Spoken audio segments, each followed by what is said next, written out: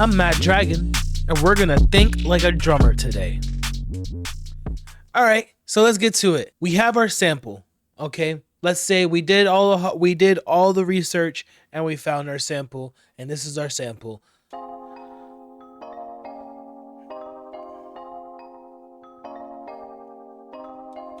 Okay, let's say we flipped it and we didn't just take it from a cymatics pack. Okay, where I like to start is with a 4-bar pattern. So I like to start with 4 bars and I like to have them looped. So when I have my 4 bars, I'll pick my tempo out. Let's say I want my tempo to be 133. It is one of my favorite tempos right now. So let's say our tempo is 133. Where I like to start is the kick. Why the kick? The kick to me is the heartbeat to the instrumental. It is the heartbeat to the entire song. The kick, if the kick isn't right, the whole entire song sucks. That is my opinion, but I know that if the kick isn't doing what it's supposed to do, it's not going to sound like the genre that's intended, and 2, it's going to only serve to making a poorly made song. So the kick. Let us make a basic kick pattern. I am going to double down on what I mean about the heartbeat and really make this sound like a heartbeat.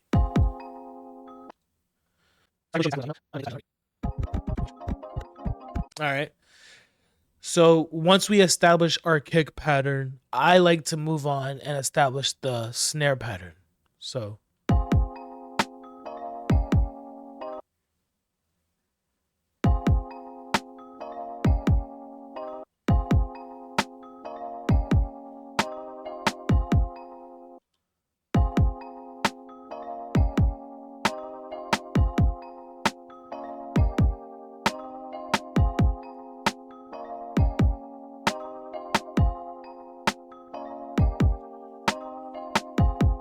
So what I did was just take out that one kick that was there, just so that it doesn't sound too repetitive. And in this case, less is more. You see?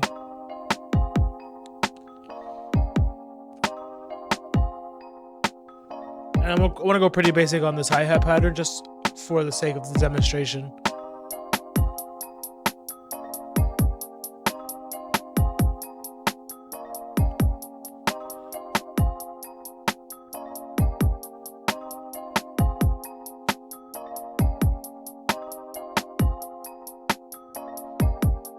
All right, now for the ear candy.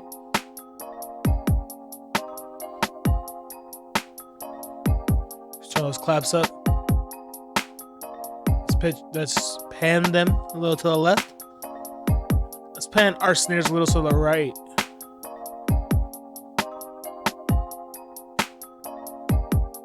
Let's turn our kicks up in volume.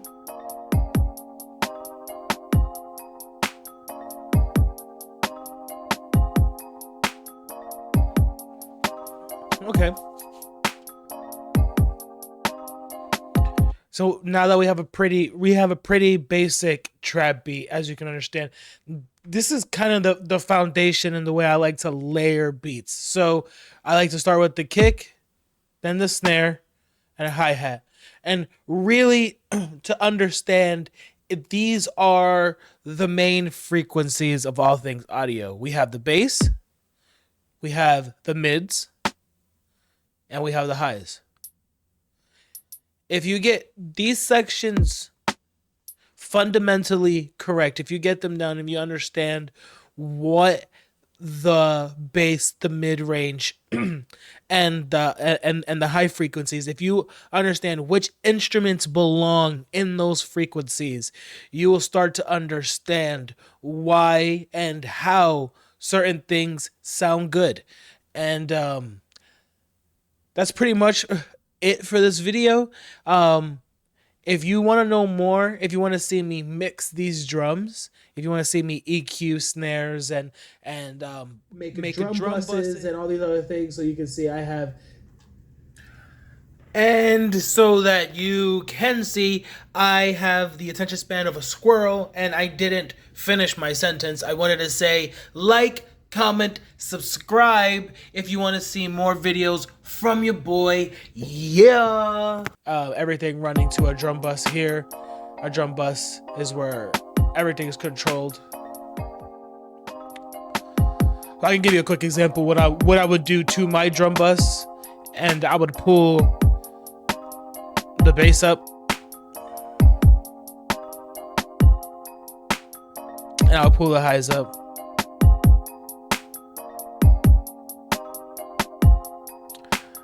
I would also make it a little stereo, I'm gonna be real.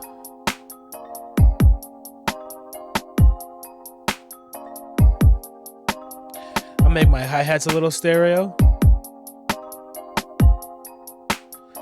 Make my clap 100% stereo. And I'm gonna phase it. Ooh. I'm gonna phase it and break all the rules. And let's.